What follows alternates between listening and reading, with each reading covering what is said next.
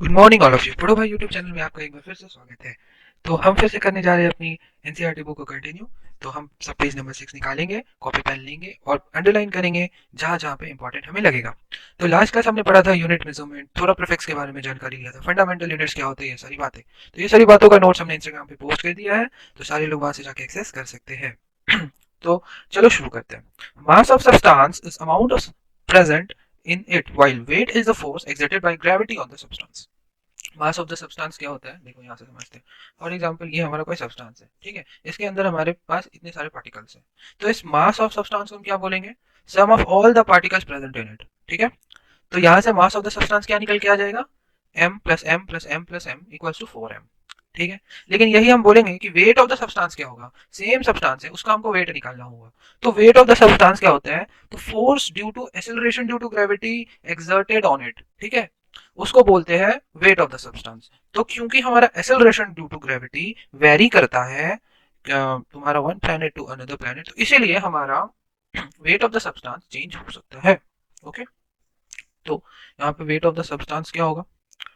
M M M M सब में लग रहा है एक्सेलरेशन ड्यू टू ग्रेविटी, जी जी जी लग रहा है, तो यहाँ से वेट क्या लिखेंगे हम? M g m g m g m g. तो ये हो गया total 4 mg। Weight of the substance clear हो गया। तो मास को हम क्या इसको यूनिट लेते हैं? किलोग्राम। ठीक है, ठीक, देखो, the mass of the substance is constant, whereas its weight may vary from one place to another due to change in gravity. You should be careful in using this term. The mass of the substance can be determined very accurately in laboratory by using an analytical balance. The SI unit of mass as given in table 1.1 as kilogram. However, its fraction gram 1 kg equal to 1000 gram is used in laboratory due to the smaller amount of chemicals used in chemical reaction। ठीक है, तो मास कैसा unit होता है? Kilogram. लेकिन हम लोग को लैब में बहुत स्मॉल स्केल पे केमिकल्स को डील करना पड़ता है, तो वहां पे हम लोग ग्राम, मिलीग्राम जैसे स्मॉलर यूनिट्स का यूज करते हैं। ठीक है, वॉल्यूम। वॉल्यूम क्या होता है? देखो, volume has its SI unit of length cube. ये कैसे आया?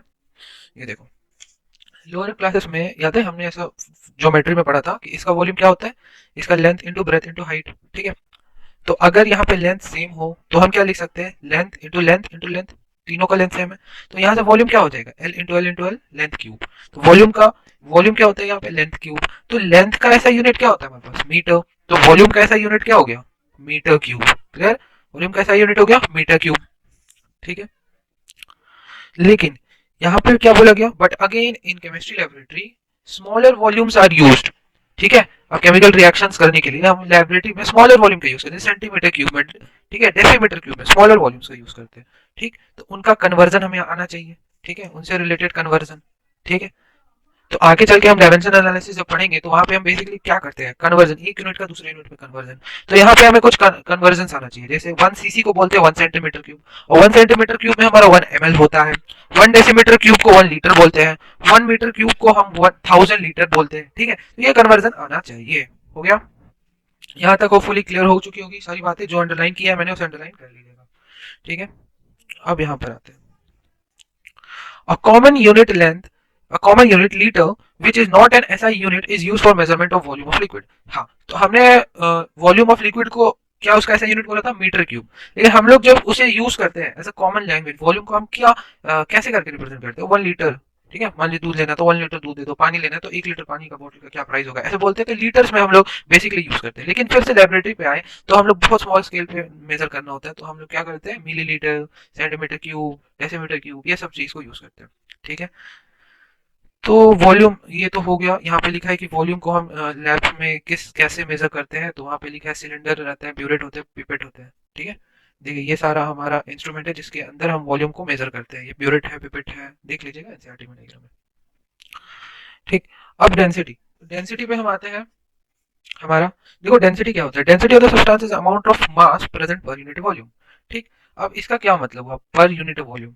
ठीक है, यहाँ से देखो, सपोज कर लो amount of substance present in per unit volume, इसको हम लोग क्या बोलते हैं? डेंसिटी। ठीक, अब हम सपोज कर लेते हैं कि 100 ml हमारे पास कोई भी सब्सटेंस है, उसका मास दिया है 300 ग्राम। ठीक है, तो अब इसकी डेंसिटी कैसे निकालेंगे? तो हम बोल सकते हैं कि 100 ml का मास होता है 300 ग्राम। ठीक, तो हम 1 ml, ठीक है, 1 ml का मास कैसे निकालेंगे? तो 300/100 मतलब 3 ग्राम। तो हमको ये हमारा 1 हो गया यूनिटी। ठीक है, तो एक यूनिट में कितना मास है? एक यूनिट वॉल्यूम में कितना मास है? 3 ग्राम। तो इसी मास present in per unit volume को हम क्या बोलते हैं, density. Thus 3 gram of substance is present in 1 ml, that is its density is 3 ग्राम पर ml। क्लियर हुआ? तो यहां से डेंसिटी का क्या फॉर्मूला आया हमारा, मास बाय वॉल्यूम। वही तो कर रहे हैं हम, ये हमारा मास है जो गिवन वॉल्यूम है, हम उसको डिवाइड करें, देखो मास वॉल्यूम। तो मास पर यूनिट वॉल्यूम को हम क्या बोले, डेंसिटी बोले। ऐसा यूनिट क्या होता है, देखो मास का ऐसा यूनिट होता है केजी, वॉल्यूम का होता है मीटर क्यूब, तो डेंसिटी का ऐसा यूनिट क्या हो गया, केजी पर मीटर क्यूब। ठीक है। तो अगेन इन लेबोरेटरी हम लोग क्या करते हैं, बहुत स्मॉल स्केल पे चीजों को मेजर करते हैं।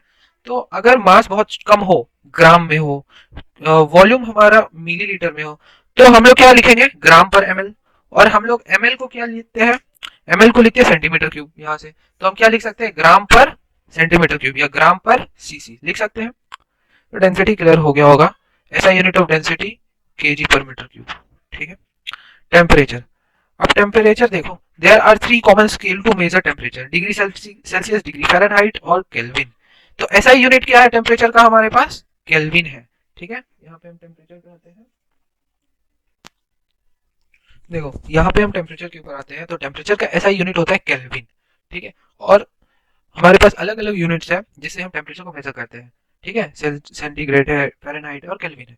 तो एक यूनिट को दूसरे यूनिट में कन्वर्ट करना आना चाहिए, और ऐसे क्वेश्चन भी आते हैं। ओके। तो यहाँ पर हमको एक कन्वर्जन ये याद रखना होगा कि c by 5 is to f minus 32/9। यहाँ पे c है डिग्री सेंटीग्रेड, f है हमारा डिग्री फ़ारेनहाइट। ठीक है। और हम किसी भी हम केल्विन में कैसे निकालते हैं टेम्परेचर, तो सेल्सियस में जितना टेम्परेचर है उसमें 273 ऐड कर दिया, केल्विन में आ जाएगा। सपोज कर लीजिए हमें फ़ारेनहाइट में दिया हुआ है और हमें बोला केल्विन में कन्वर्ट करो, तो पहले हम ये फॉर्मूला लगा के फ़ारेनहाइट को सेंटीग्रेड में निकालेंगे, और सेंटीग्रेड में निकालने के बाद उसमें हम 273 ऐड करके हम उसे केल्विन में कन्वर्ट कर सकते हैं। ठीक है। यहाँ पे कुछ लाइंस लिखे हैं, ये इंपॉर्टेंट है, ये अंडरलाइन कर लीजिएगा। The thermometer with Celsius scale is calibrated from 0 to 100, whereas these two temperatures are freezing and boiling point, and the boiling point. ठीक है, 0 डिग्री freezing है, 100 degree boiling point of water. The Fahrenheit scale is represented between 32 से 212. तो 32 हो गया freezing और 212 क्या हो गया, boiling. उसी तरह यहाँ पे देखो केल्विन स्केल है जो कि 273 से 373 के बीच है, तो ये फ्रीजिंग पॉइंट, ये बॉइलिंग पॉइंट। तो हम यहाँ लिख देते हैं यहाँ पे फ्रीजिंग पॉइंट, ये बॉइलिंग पॉइंट। ठीक है, ये freezing point of water, boiling point of water. ठीक है, फ्रीजिंग पॉइंट, बॉइलिंग पॉइंट। ठीक है। नाउ नेक्स्ट मूव करते हैं हम अनसर्टेनिटी इन मेजरमेंट के ऊपर। ठीक है, अनसर्टेनिटी इन मेजरमेंट। अब देखो uncertainty in measurement, many a times in study of chemistry, one has to deal with experiment data as well as theoretical calculation. There are many ways to handle the number conveniently and present the data realistically with certainty to the extent possible. These ideas are discussed below in detail. देखो uncertainty in measurement का मतलब क्या होता है, हमने measurement किया, ठीक है, वहां पे अनसर्टेन वैल्यूज आ गई, ठीक है, वहां पे थोड़ा एरर आ गया, ठीक है, जिससे वैल्यू क्या हो गया, थोड़ा अनसर्टेन हो गया। ठीक है। हमें वैल्यूज कैसी चाहिए होती है, हमें वैल्यूज चाहिए होती है जो कि एकदम एक्यूरेट हो, जो कि एकदम प्रिस्क्राइब हो। ठीक है, वैसी वैल्यूज चाहिए होती है एकदम। लेकिन क्या हो गया, थोड़ा सा एरर आ गया। फॉर एग्जांपल देखो यहाँ पर मान लो कि मास ऑफ सब्सटेंस 2 ग्राम है, ठीक है, ये हमको पता है। अब हमने एक्सपेरिमेंट करवाया बच्चों से, अब बोला कि पता करो कि क्या है मास ऑफ सब्सटेंस। तो एक एक्सपेरिमेंट हुआ, उसने दो ऑब्जर्वेशन निकाली, 1.95 ग्राम और 1.96। सेकेंड एक्सपेरिमेंट हुआ 1.92 और 2.2, और थर्ड एक्सपेरिमेंट हुआ उसमें 2.1 ग्राम और 1.99। अब बोलो आप किसको ज्यादा एक्यूरेट मानोगे, ऑब्वियसली ये वाला ज्यादा उसके क्लोज है, तो ये ज्यादा एक्यूरेट होगा, ज्यादा प्रिसाइज होगा। ठीक है। तो thus the accurate value which we take during measurements having its significance with less uncertainty are measured in terms of significant figures। हम आगे जाके पढ़ेंगे अभी significant figures क्या होता है। ठीक है, तो वो accurate value जिसको हम मेजर करें, जिसमें कम से कम एरर प्रेजेंट हो, उसी को मेजरमेंट का डेफिनेशन है। ठीक है। तो साइंटिफिक नोटेशन क्या होता है, तो हम लोग केमिस्ट्री में बहुत बड़े बड़े वैल्यूज को और बहुत छोटे छोटे वैल्यूज से डील करते हैं। तो उन वैल्यूज को ढंग से रिप्रेजेंट करना ताकि वो इंटरप्रेट करने में आसानी हो, किसी के सामने प्रेजेंट करने में हमको आसानी पड़े, उसके लिए हमने निकाला साइंटिफिक नोटेशंस। ठीक है। लास्ट क्लास में हमने लास्ट क्लास हमने जो डिस्कस करा था, यहाँ पर हमने इतने बड़े वैल्यूज को एक बहुत छोटे से टर्म्स में रिप्रेजेंट कर दिया था। ठीक है, इतने बड़े वैल्यूज को एकदम इजीली रिप्रेजेंट कर दिया था। तो ये जो रिप्रेजेंटेशन हमने अडॉप्ट की है, इसी को हम क्या बोलते हैं, साइंटिफिक नोटेशन। ठीक है। कुछ यहाँ पे एग्जांपल्स है, कुछ हम करते हैं सॉल्व, और हम जानेंगे कैसे हम इसे साइंटिफिक वे में रिप्रेजेंट कर सकते हैं। जैसे हमारा नंबर एक 278.56, ठीक है, तो हम इसको कैसे रिप्रेजेंट करेंगे, देखो यहाँ पे हम 278.56 को हम क्या लिख सकते हैं, ये डेसिमल को हटा के डिवाइड बाय 100, कर दिया। अब हमें डेसिमल को यहाँ पर लेकर के आना है, हमारा मोटिव क्या है, डेसिमल यहाँ पर है, ठीक है। तो हम इसके अंदर 100 से डिवाइड और 100 से मल्टीप्लाई करेंगे तो कुछ फर्क पड़ेगा, नहीं पड़ेगा। तो अब हम नीचे 4 डिजिट देख पा रहे हैं, ठीक है, 4 जीरोस। अब ये 4 जीरोस को हटाएंगे तो क्या डेसिमल यहाँ आ जाएगा, देखो 2.7856। और ये इसको हम क्या लिख सकते हैं, 10⁻²। बोलो क्लियर हुआ। अब देखो फिर से, अब यहाँ पे इसका डेसिमल को हटाना है, मोटिव है क्या, हम डेसिमल को यहाँ पे शिफ्ट करना है, ठीक है। तो 9 to 8/1000, ठीक है। अब मोटिव है हमारा डेसिमल यहाँ पे शिफ्ट हो, तो हम इसको लिख सकते हैं 9 to 8/100, इसको एक जगह लिख देते हैं, और बाई 10 इसको अलग लिख देते हैं, ठीक है। अब ये 100 को हटाएंगे तो क्या हमारा डेसिमल यहाँ आ जाएगा, और बाई 10, तो इसको हम लिख सकते हैं क्या, 9.28 इंटू 10⁻⁻1, ठीक है। ये हमारा हो गया 389। 389 के अंदर हम डेसिमल यहाँ पे लेकर के आना है, ठीक है। तो हम क्या 389 को 100 से मल्टीप्लाई करते हैं और 100 से डिवाइड करते हैं। अब बोलोगे क्यों 100 से मल्टीप्लाई कर रहे हो डिवाइड, तो मुझे पता है कि यहाँ पे डेसिमल अगर मुझे लेकर के आना है तो मुझे इसके नीचे में 100 चाहिए होगा। मतलब अगर यहाँ पे डेसिमल होता, सपोज इसको हम हटाते तो नीचे में 100 आता, तो क्या 100 है क्या नीचे में, नहीं, तो हमें 100 लेकर के आना है, इसलिए मैं 100 से मल्टीप्लाई 100 से डिवाइड कर दिया, ठीक है। तो इसको हम क्या लिख सकते हैं, 389/100। अब देखो इसके नीचे 100 आ गया, और यहाँ पे 100 हमने अलग से लिखा हुआ है, ठीक। तो ये हो गया 3.89 इंटू 10⁻²। बोलो क्लियर हुआ, ठीक है। एक और कर लेते हैं ताकि और क्लियरिटी आ जाए। देखो अब यहाँ पर देखो 349.6, यहाँ पे डेसिमल इस जगह है, हमको क्या चाहिए, मोटिव डेसिमल यहाँ पर हो, तो हम कैसे लिखेंगे, तो 349 इस पहले इस डेसिमल को हटाएंगे, नीचे 10 आ जाएगा, ठीक। अब हमें डेसिमल यहाँ पे लाना है, तो मान लीजिए डेसिमल यहाँ पर होता तो हमारा नीचे में कितना जीरोस बनता, तो 1 2 3 जीरोस बनता, यहाँ पे 1 है, तो हमें 2 जीरोस और नीचे में चाहिए, तो हम 100 से मल्टीप्लाई करते हैं, और 100 से डिवाइड और 100 से मल्टीप्लाई कर दिया, ठीक है। अब नीचे में हमारा 3 जीरोस बन गया। अब ये 3 जीरोस को हटा के क्या हम यहाँ पे डेसिमल डाल सकते हैं, 3.496, और ऊपर में 100 10⁻²। क्लियर हुआ, होपफुली क्लियर हो गया होगा कैसे हम लोग कन्वर्ट करते हैं साइंटिफिक नोटेशंस में, ठीक है। साइंटिफिक नोटेशंस क्लियर हो गया होगा। देखो इसको पढ़ेंगे तो वही सब लिखा हुआ रहेगा कि हम नंबर्स को कैसे रिप्रेजेंट करते हैं, n इंटू 10⁻n के टर्म्स में रिप्रेजेंट करते हैं, ठीक है।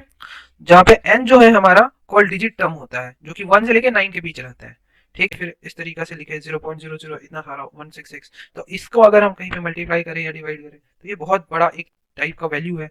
तो ऐसे इस टाइप से इस फॉर्म में मल्टीप्लाई करने में बहुत डिफिकल्टी आएगी, इसलिए हमने इसको साइंटिफिक वे में लिखा, ठीक है। ऑपरेशंस करना है मल्टीप्लिकेशन और डिवीजन, ठीक है। कुछ साइंटिफिक नंबर्स है उसको हमें मल्टीप्लिकेशन और डिवीजन करना है, एडिशन सब्ट्रैक्शन करना है, ठीक है। तो ये एग्जांपल मैंने सेम टू सेम लिखा है, तो चलो फटाफट इसको सॉल्व कर लेते हैं, ठीक है।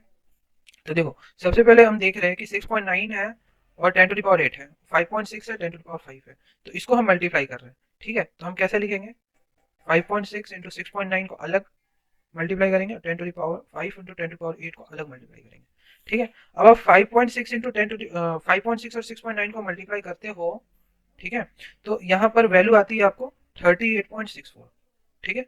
और यहाँ पे इसको क्या करते हैं, ऐड कर देते हैं, 5 प्लस 8 ऐड कर देते हैं, तो 38.64 इंटू ये हो गया, ऐड कर दोगे तो 13 आ जाएगा, ठीक है।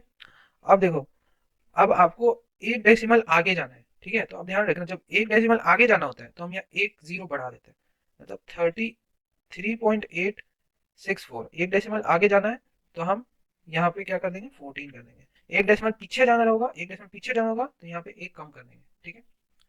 उसी तरह यहाँ पर भी है, देखो 9.8 इंटू 2.5 करेंगे, और यहाँ पे अलग से 10⁻⁻2 इंटू 10⁻⁻6 करेंगे, ठीक है। तो 9.8 इंटू 2.5 होता है हमारा 24.50, ठीक है। अब यहाँ पे 10⁻⁻2 ये क्या होता है, प्लस हो जाता है, ठीक है। तो ये हमारा आ जाएगा 10⁻�8, ये आ जाएगा 24.50। अब एक डेसिमल आगे जाना है हमें, तो हमको यहाँ क्या करना होगा, +1, तो -8 + 1 क्या होता है, -7, 2.45 इंटू 10⁻⁻7। क्लियर है। तो अब देखो ये वाला को सॉल्व करना है,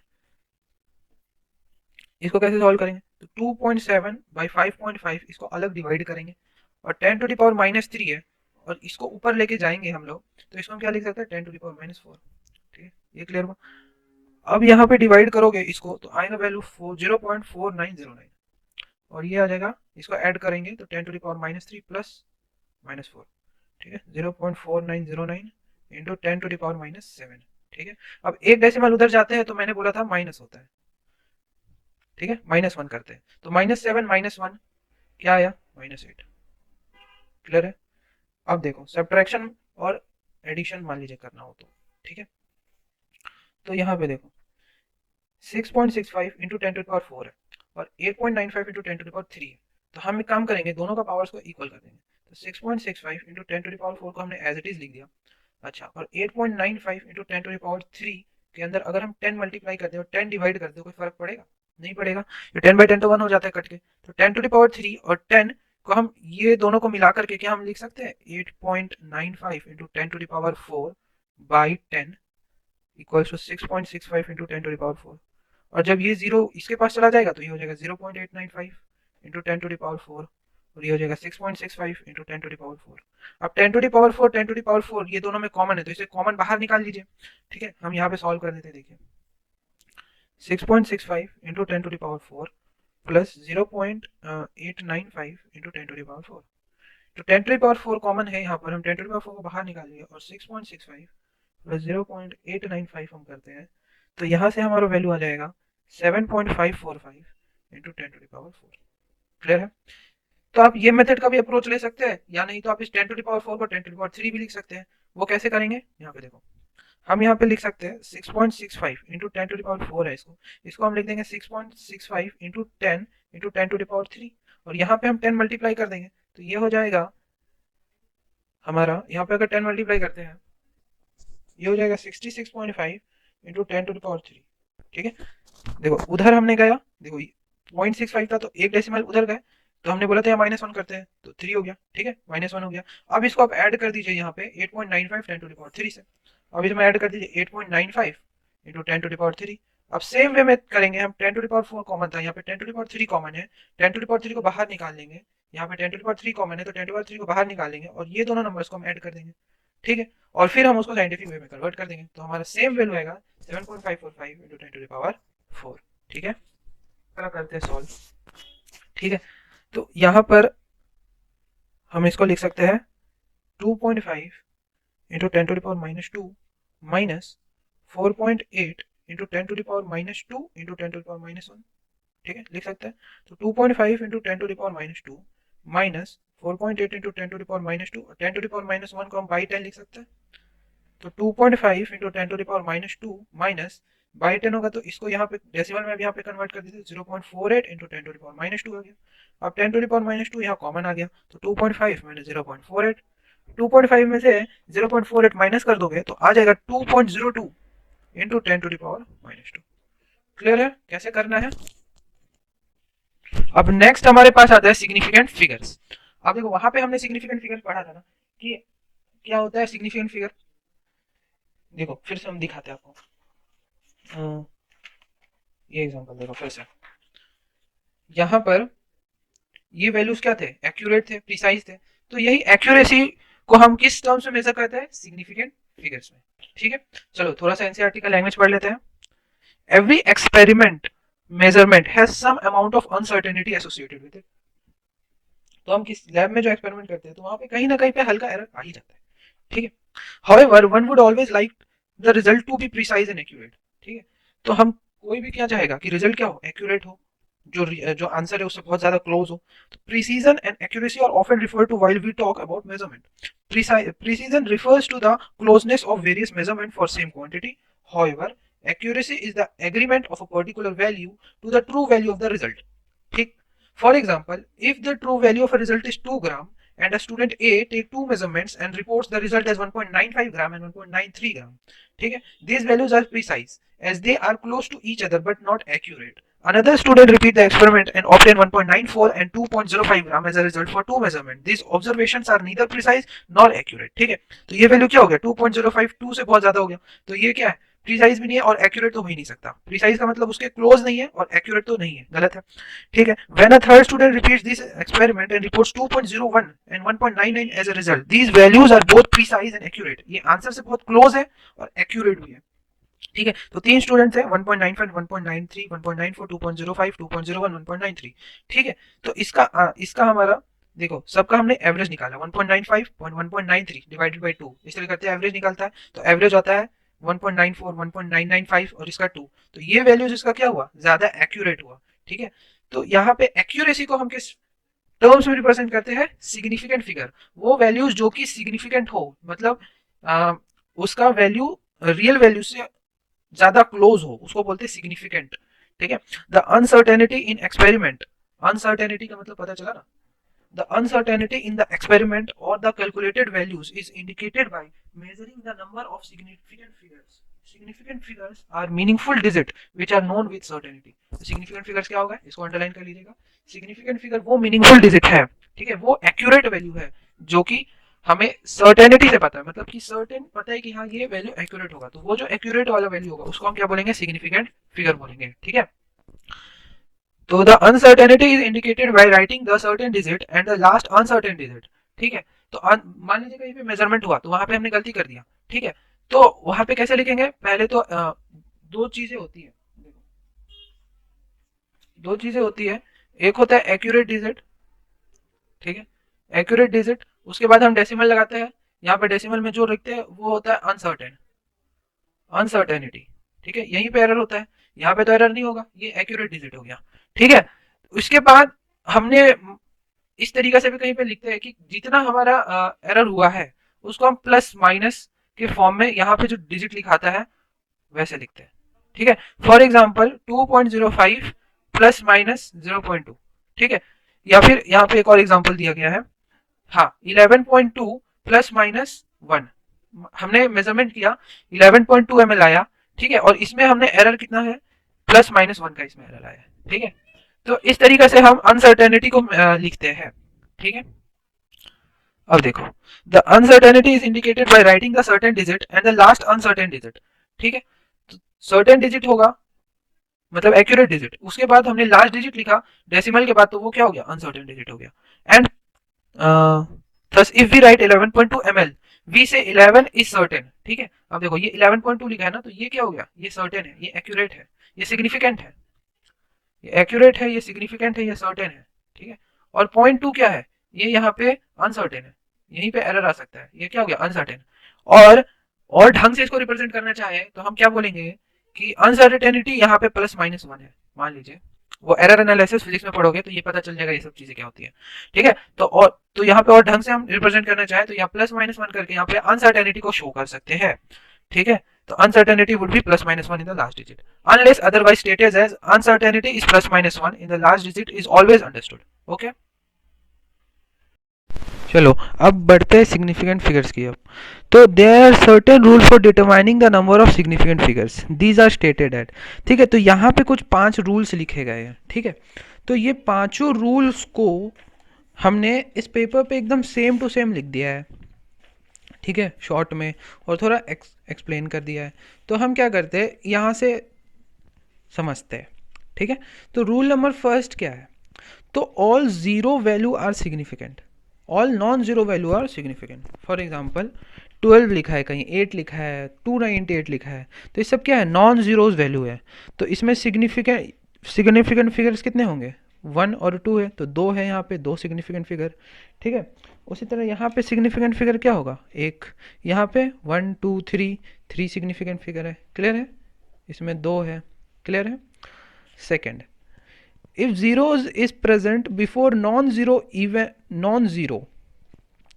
ठीक है, अगर जीरो तुम्हारा नॉन जीरो नंबर से पहले प्रेजेंट हो, ठीक है, या फिर वो डेसिमल फॉर्म में प्रेजेंट हो, तो वो क्या होगा? नॉन सिग्निफिकेंट होगा। देखो ये नॉन जीरो नंबर है, इससे पहले जीरोस प्रेजेंट है। ठीक है। ये डेसिमल फॉर्म में भी है, और डेसिमल फॉर्म में है देखो, और ये इसके पहले जीरो प्रेजेंट है।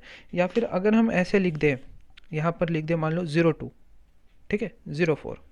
ठीक है। तो नॉन जीरो नंबर के पहले अगर जीरो प्रेजेंट है तो ये जीरो नॉन सिग्निफिकेंट होगा। तो यहाँ पे सिग्निफिकेंट फिगर कितना हो जाएगा? 1।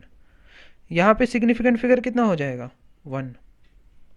ठीक है। मान लीजिए ऐसे लिखा होता तो 0.386, तो यहाँ पे सिग्निफिकेंट फिगर कितना बोलते हैं? 3। ठीक है। नॉन जीरो नंबर से पहले अगर जीरो प्रेजेंट होता है तो जीरो को क्या लेते हैं? Non significant. ठीक है। अगर डेसिमल वाला केस है और नॉन जीरो के पहले जीरो है तो वहाँ पे जीरो को सिग्निफिकेंट नहीं मानेंगे, तो यहाँ पे सिग्निफिकेंट 1 हो जाएगा और यहाँ पे 2 हो जाएगा। देखो यहाँ पे इसको नहीं कंसिडर किए, यहाँ पे सिग्निफिकेंट 1 हुआ। क्लियर है ये वाला भी केस? थर्ड केस क्या कहता है कि अगर जीरो हमारा नॉन जीरो के बीच में प्रेजेंट होता है तो वो क्या होता है, सिग्निफिकेंट होता है। जैसे 101 है तो ये दो नॉन जीरो के बीच में एक जीरो प्रेजेंट है तो ये हमारा सिग्निफिकेंट फिगर होगा। तो 1 2 3 टोटल हो गया सिग्निफिकेंट। अगर डेसिमल, इवन डेसिमल वाले केस में भी नॉन जीरो के नॉन जीरो के बीच में हमारा जीरो प्रेजेंट है तो वो हमारा सिग्निफिकेंट कहेगा। तो यहाँ पे भी 3 हो गया। क्लियर है यहाँ पे। फोर्थ पॉइंट क्या कहता है, फोर्थ पॉइंट बोलता है कि zero present at right and is not significant. ठीक है, तो यहाँ पे देखो ये हमारा नॉन जीरो नंबर है, इसके राइट एंड में अगर जीरो प्रेजेंट है 500 तो यहाँ पे हम जीरो को नॉन सिग्निफिकेंट मानेंगे। तो यहाँ पे सिग्निफिकेंट फिगर कितना हो जाएगा 1। 298 यहाँ पे सिग्निफिकेंट फिगर क्या होगा 123। क्लियर है, ठीक है। इसी का हमारा सेकेंड केस है कि if zero is present after decimal तब वो सिग्निफिकेंट हो जाएगा। मान लीजिए 2.0 लिखा है तो यहाँ पे सिग्निफिकेंट फिगर क्या होगा 2 भी और 0 भी, तो ये सिग्निफिकेंट यहाँ पे कितना आ जाएगा 2। 2.00 है तो यहाँ पे सिग्निफिकेंट फिगर कितना हो जाएगा 3। 112.00 तो सिग्निफिकेंट फिगर कितना आ जाएगा, तो 1 2 3 4 5 सिग्निफिकेंट फिगर। क्लियर है। If zero is present before decimal is significant, अगर जीरो डेसिमल से पहले भी प्रेजेंट है और डेसिमल के बाद भी तो भी उसको सिग्निफिकेंट मानेंगे।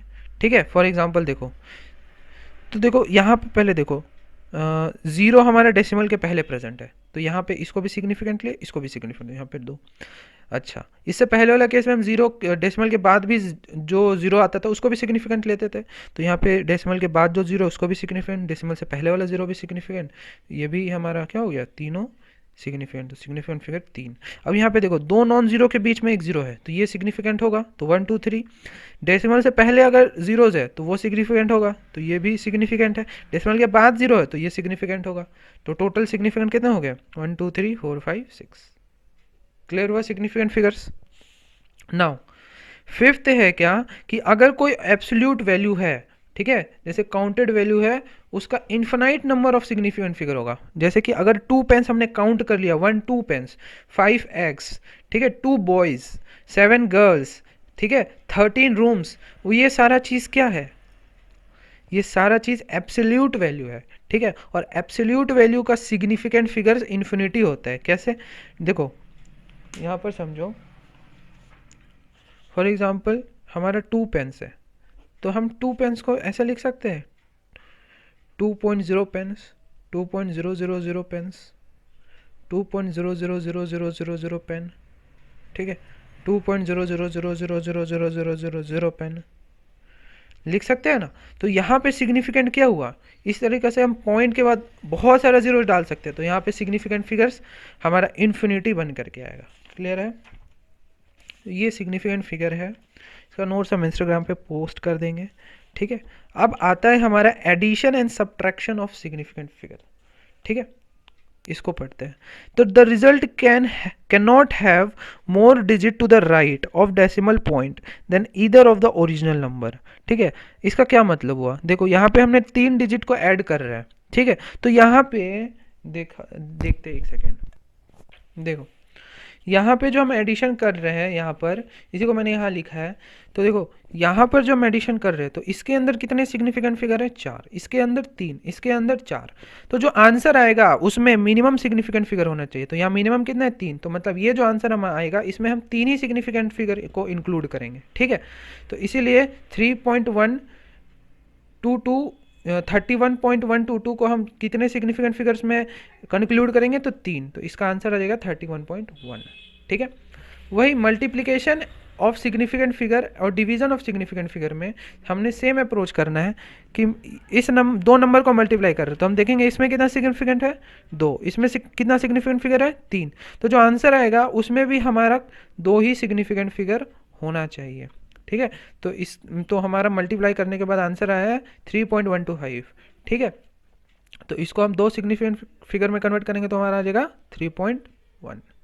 ठीक है, तो एक बात आप ध्यान रखिएगा कि जब भी आप एडिशन कर रहे हो और जब भी मल्टीप्लिकेशन कर रहे हो तो वहाँ पे आप कुछ डिजिट्स को रिमूव करते हो तो यहाँ पे आपको क्या करना होता है, राउंड ऑफ करना होता है। ठीक है, तो राउंड ऑफ करने के लिए हमारे पास कुछ रूल्स है।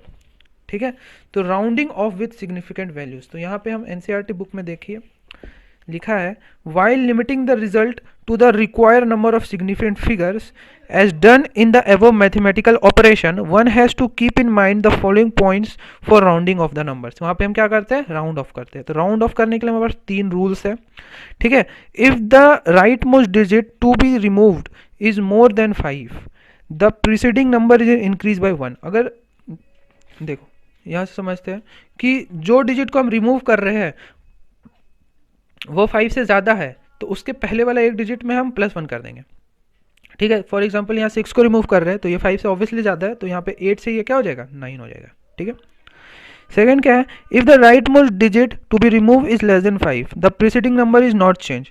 ठीक है. अगर यहाँ पे जो डिजिट रिमूव हो रहा है ये 5 से अगर कम है तो यहाँ पे हम प्रीसीडिंग नंबर को, मतलब उसके पहले वाले नंबर को +1 नहीं करेंगे. ठीक है. तो यहाँ पे आंसर हमारा क्या आ जाएगा, 1.38. ठीक है. अब देखो अगर जो डिजिट हम यहाँ पे रिमूव कर रहे होंगे वो अगर 5 से इक्वल होता है तब क्या करेंगे. ठीक है. तो यहाँ पे है if the right most digit to be remove is 5. ठीक है. अगर वह 5 ही है तब क्या करेंगे, then preceding number is not change if it is an even number but it is increase by 1 if it is odd number. ठीक है. तो इवन ऑड का केस आ जाता है. ठीक है.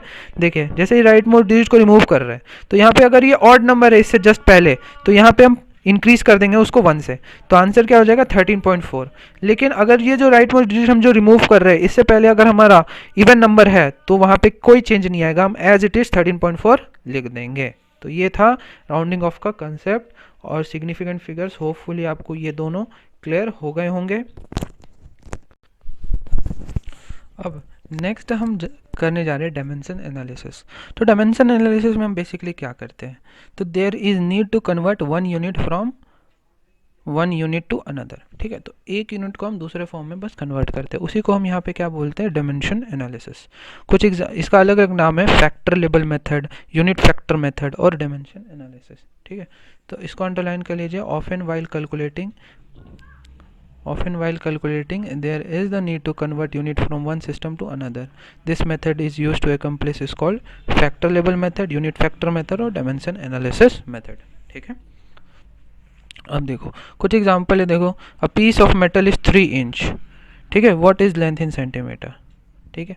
तो यहाँ पे हमको क्या यूनिट दे दिया, इंच में. 3 इंच को कन्वर्ट करना है सेंटीमीटर में. तो हमें इसके लिए पता होना चाहिए कि 1 इंच में 2.54 सेंटीमीटर होते हैं. जब तक ये नहीं पता होगा हमें, हम इसको कन्वर्ट नहीं कर देंगे. ठीक है. अब यहाँ पे हम यूनिटरी मेथड का सहारा लेंगे. ठीक है. तो 1 इंच में 2.54 सेंटीमीटर, तो 3 इंच में कितने सेंटीमीटर होंगे. ठीक है. इसको समझो. मान लो कि ये पेन है, इसका कॉस्ट है 2 रुपीज़. तो एक पेन का कॉस्ट 2 रुपीज़ है, तो 4 पेन का कॉस्ट क्या होगा. आप दुकान में जाते हो, ठीक है, तो आपको आप पूछते हो पेन कितने का है, तो वो बोलते हैं 2 रुपीज़ का है. ठीक. तो वो आप बोलते हो ठीक है 4 पेन दे दो. ठीक है. तो वो 4 पेन दे देता है. तो आप पूछते हो उससे कि कितने रुपीज़ हुए. ठीक है. तो वो बोलते हैं कि 8 रुपीज़ हुए. ठीक है. तो आप कैसे कंफर्म होते हो कि हाँ उसने सही सही बताया. ठीक है. तो इसके लिए आपने क्या किया, एक पेन का 2 रुपया हुआ, तो हमें 4 पेन लेने हैं, तो 2 2 2 2 ऐसे लिखोगे. 1 2 3 4, टोटल 4 पेन हो गए. तो इसका 2 + 2 + 2 + 2. ठीक है. या फिर हम ऐसे भी लिख सकते हैं 2 × 4 8. इस तरीक़े से माइंड में करते हो कैलकुलेशन. तो वहाँ पे हम क्या किए, अगर हमें एक पेन का दाम पता है कि एक पेन का दाम 2 रुपीज़ है, तो 4 पेन का दाम हम क्या करेंगे, मल्टीप्लाई कर देंगे 2 × 4. यही किए, 2 × 4 मल्टीप्लाई करते हैं. तो उसी तरह यहाँ पर देखो 1 इंच में हमें पता है कि 2.54 सेंटीमीटर है, तो 3 इंच के लिए क्या करेंगे, तो 3 इंच के लिए हम क्या करेंगे, मल्टीप्लाई कर देंगे 3 × 2.54 इंच. ठीक है. तो ये हमारा हो गया सेंटीमीटर में कन्वर्ट हो गया. ठीक है. नाउ यहाँ पे एक सेकेंड एग्जाम्पल से और समझो कि a jug contain 2 litre of milk, calculate the volume in metre cube. ठीक है. तो इसको भी बहुत सिंपल वे में कन्वर्ट कर लेंगे. तो 2 लीटर को हमको कन्वर्ट करना है मीटर क्यूब में. ठीक है. तो इसके लिए हम देखो क्या यूज़ करते हैं. तो हमें पता है कि 1 मीटर क्यूब में हमारा 1000 लीटर होता है. ठीक है. 1 मीटर क्यूब में 1000 लीटर होता है. तो 1 लीटर में, अब देखो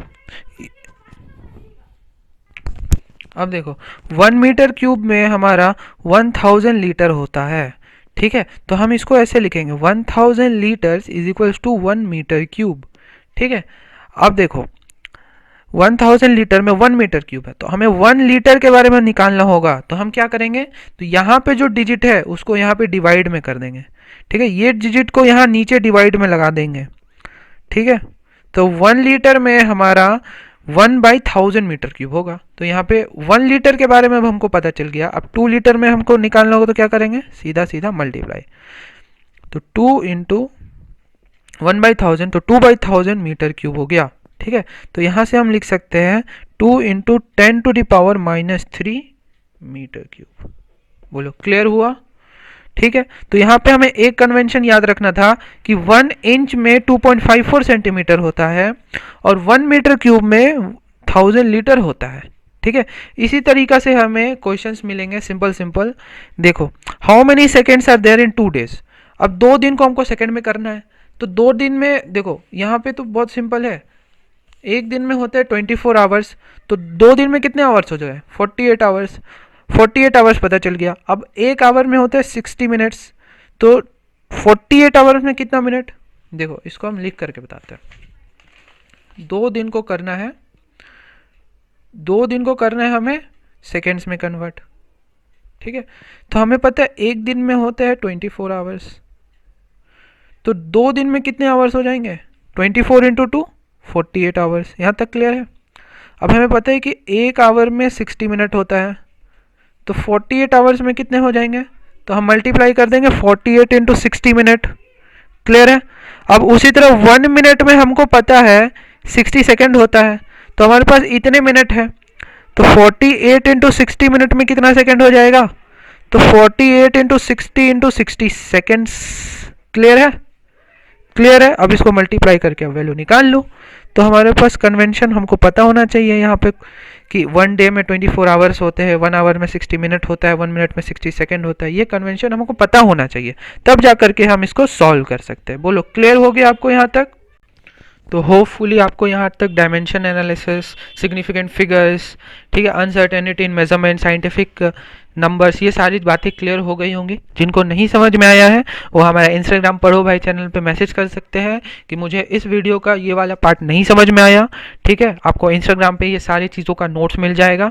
थैंक यू सो मच। अगर वीडियो अच्छा लगे तो लाइक कर दीजिएगा, ठीक है। और कोई डाउट आता है वीडियो से रिलेटेड तो आप हमारे इंस्टाग्राम चैनल पढ़ो भाई पे पूछ सकते हैं। Thank you so much, have a good day, bye bye, all the best.